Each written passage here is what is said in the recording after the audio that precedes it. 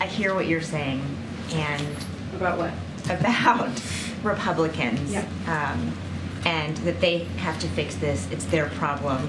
It's not ours. And that's exactly what the White House said before the deal was struck about raising the debt ceiling. Initially, you guys weren't going to touch any kind of negotiation because you said it was solely up to House Republicans, up to Congress to raise the debt ceiling. But then the president did intervene to avoid the U.S. defaulting. So I'm just trying to understand at what point would the president intervene to avoid a shutdown? So I understand your question as well. Here's the thing, and I think Director Young did a really good job laying this out. What we are talking about is a bill, a bipartisan bill that became law.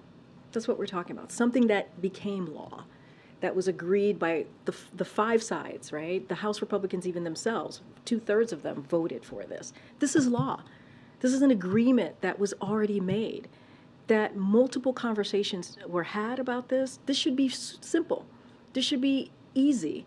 And that's what we're talking about. We're talking about something that already existed not that long ago, that they all literally voted for in the House and in the Senate in a bipartisan way. Something that I've said before, that's what Americans want us to do here in Congress and in the White House, right? In the federal government, to get things done in a bipartisan way so that it helps American families.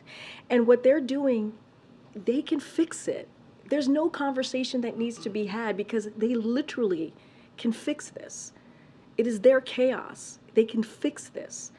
And what they're putting at risk is our economy, our national security, as we just talked about the military personnel. It's we have been able, the president in the last 2 years have been able to get our economy back on track, right? We've talked about the 13.5 million jobs. We've talked about unemployment being under 4%.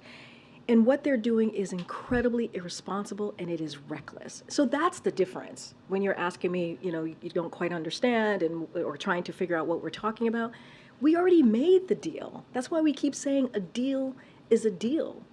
And it's not just, it's majority of Congress that agrees with us, right? When you think about what the Senate actually moved forward and kept their deal. When you think about 77 senators who are moving forward, who voted to move forward with their CR. They are keeping the deal. We're talking about a small fraction of Congress, and that's reckless. That's irresponsible. And that's why we're saying it is not it's not on us to fix. It's not on this president to fix. It is on Congress to fix. And it's not just us.